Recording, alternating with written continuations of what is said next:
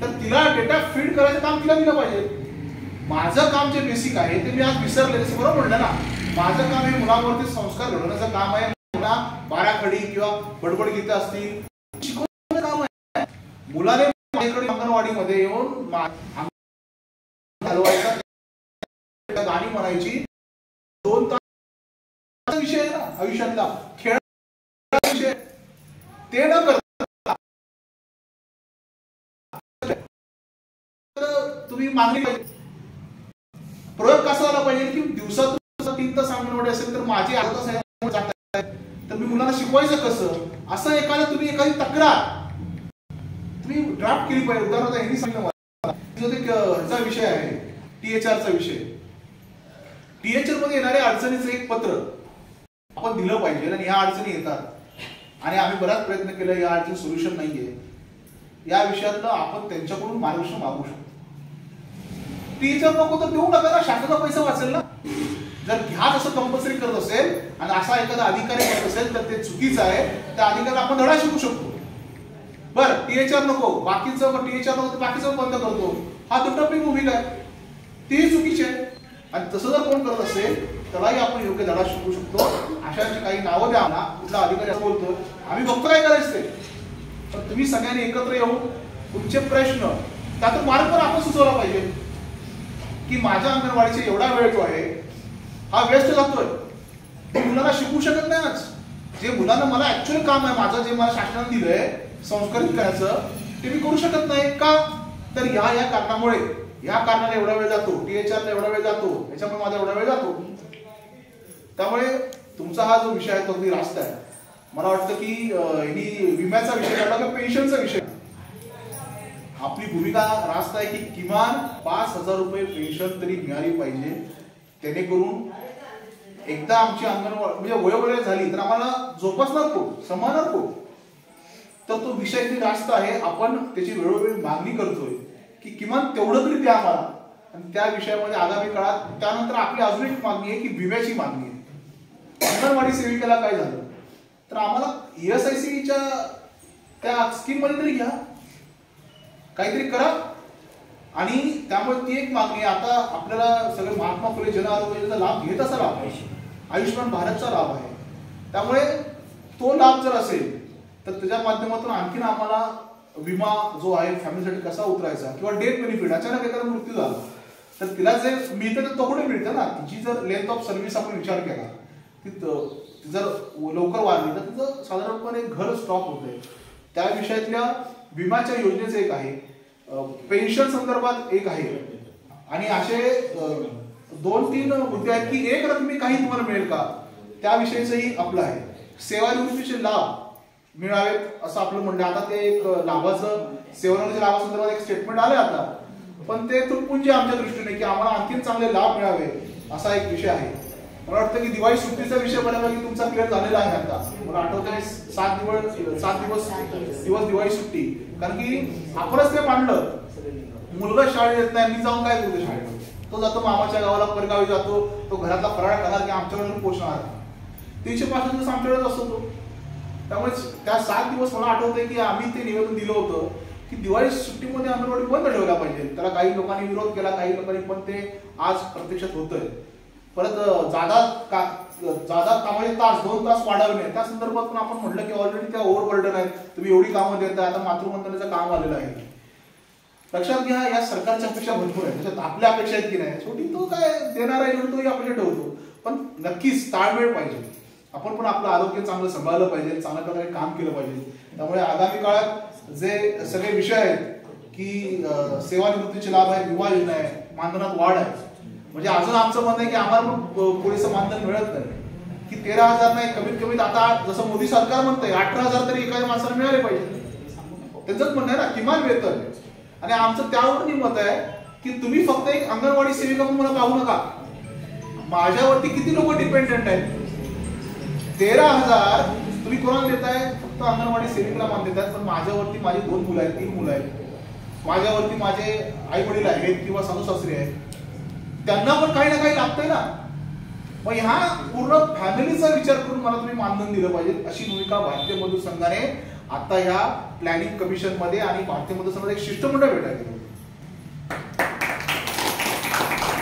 ते फॅमिली एक म्हणजे काय, आता काय अंगणवाडी सेविका आहे एक एकर नाही, कुटुंब माझं एक एकर. जर कुटुंबाने मला अंगणवाडीला पाठवलं नसेल, कुटुंबात जर मी घडली नसेल, तर मी या ठिकाणी आले असती का? मग त्या लोकांचं पालन पोषण कोणी करायचं? आज म्हातार झाले आई वडील, सासू सासरे म्हातारे आहेत, माझी मुलं शिकतायत, त्यांचा कुठं विचार माझ्या मानण्यात होतो का? आज होत नाहीये. माझ्या मुलांना शैक्षणिक भत्ता मिळतो का? नाही मिळत. पण जी मागणी आहे की आम्हाला तुम्ही गव्हर्नमेंट सर्वंटचं एक स्थान द्या, ते मिळेल की नाही मला माहित नाही, पण मागणी तर आपली नक्की आहे. पण त्या मागणीकडे जायचं असेल तर आपण छोटे छोटे टप्पे केले पाहिजेत. की माझी मुलं आहेत, मी सगळ्या मुलांना शिकवते, पण माझ्या मुलांना समजा कुठे मेडिकल ऍडमिशन मिळालं, इंजिनिअरिंग ऍडमिशन मिळालं, जसं बांधकाम कामगार स्कीम यांनी सांगितली, का हो नाही हो आमच्यासाठी एखादी स्कीम? असं म्हणत नाही आम्हाला सर्वच द्या, पण माझा मुलगा जर हायर एज्युकेशन घेत असेल, मोठं शिक्षण घेत असेल, डॉक्टर म्हणत असेल, इंजिनियर नसेल, त्यासाठी काही स्कीम काढा तुम्ही. तसा प्रकारचा विमा जर काढला आणि हरकत नाही, त्याला कॉन्ट्रिब्युशन आम्ही सगळे करू ना, काही अडचण नाही. पण माझ्या मुलाला मेडिकलला घ्यायचं आहे, मेडिकलची फी डॉक्टर बनवायचं आहे 5, 10, 15, 25, 80 लाख रुपये कुठून होणार नाही का? माझ्या मुलाने डॉक्टर बनू नये का? माझ्या मुलाने इंजिनियर बनू नये का? पण त्यांचा आज बघताय की खर्च किती आहे मुलांचा, पण तो खर्च कुठे कन्सिडर केला जातो? मी मात्र दुसऱ्याच्या मुलांसाठी माझं रक्त आटवते, त्यांना शिकवते, त्यांना मोठं करण्याचा प्रयत्न करते, परंतु माझ्या मुलांचं कोण बघणार का हे आपण सरकारला सांगितलंय.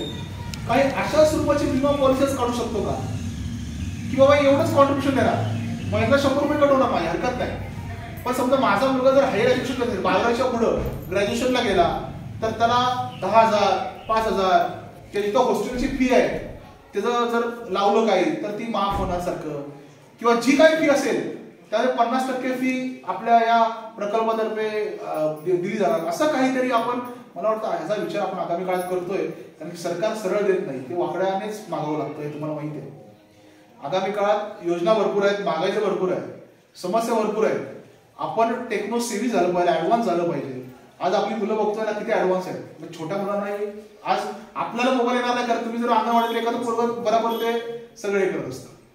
त्यामुळे अशा प्रकारच्या आम्हाला पण दुसऱ्या बैठकीला जायचं आहे, बोलण्यासारखं भरपूर आहे, परंतु आपण पण थोडं अपग्रेड झालं पाहिजे, आपण पण थोडंसं ऍक्टिव्ह झालं पाहिजे. बदलत्या युगावर आपण पळायला शिकलं पाहिजे, नाहीतर आपण मागं राहू. आणि थांबला तो संपला, काळ हा पुढे चालणार आहे, काळ कोणासाठी थांबला नाहीये. आज मी सांगितलं मी फॅमिली ऍडव्होकेट आहे, मी काम करतो. आज बघा ना, आपल्या वेळीची सासू सूनचं नातं आणि आता सासू सूनचं नातं फरक आहे.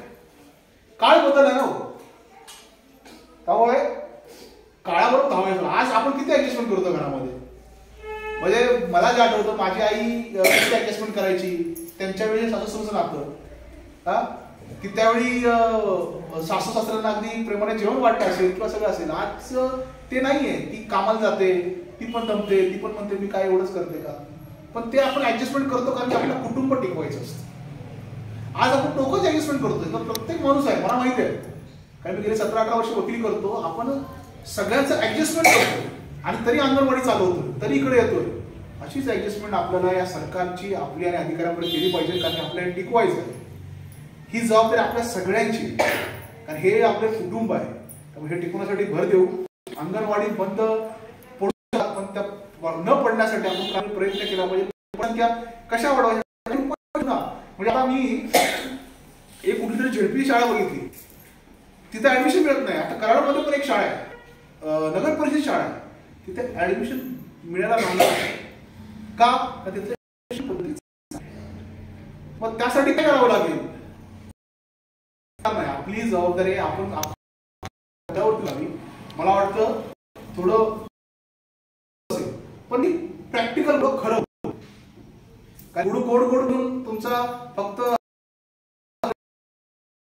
जे आहे ते करावं लागेल. हा, तुम्हाला काय अडचण आली, कुठल्या आधारे गाठी केली, तुम्हाला एखादी समस्या आली, मुद्दाम तुम्हाला फसवलं जातंय, मुद्दाम तुम्हाला शोकॉज दिली, मुद्दाम तुम्हाला काढलं जातंय, मुद्दाम तुमच्या अंगणावर टार्गेट केलं जातंय, अशा वेळी आम्ही सगळे भारतीय मतदारसंघ तुमच्या पाठीशी आहोत. आणि मी स्वतः वकील आहे, मी काय इथून जास्त अंतर नाही, मी वांगीचा जाईल, कडेगावून चालू असं आहे. आणि सगळ्यात चांगलं म्हणजे माझी सासरवाडी येळावी आहे, जवळच आहे, लांबचा अजून नाहीये. त्यामुळे तुमचाच आहे की इथं तुम्ही कधीही बोलवा. आम्ही आशा ताईंच्या घरी आम्ही मध्यंतरी गेलो होतो, तुम्ही सगळ्यांचा व्हिडिओ बघितला असेल, तुम्हालाच व्हिडिओ होता. त्यामुळे ते घाबरायचं कारण नाही. आपली संघटना फार स्ट्रॉंग आहे. तुमच्यावर अन्याय झाला आणि करणार असेल तर आपण जगू पण देणार नाही, एवढी आपली ताकद आहे. त्यामुळे तुम्ही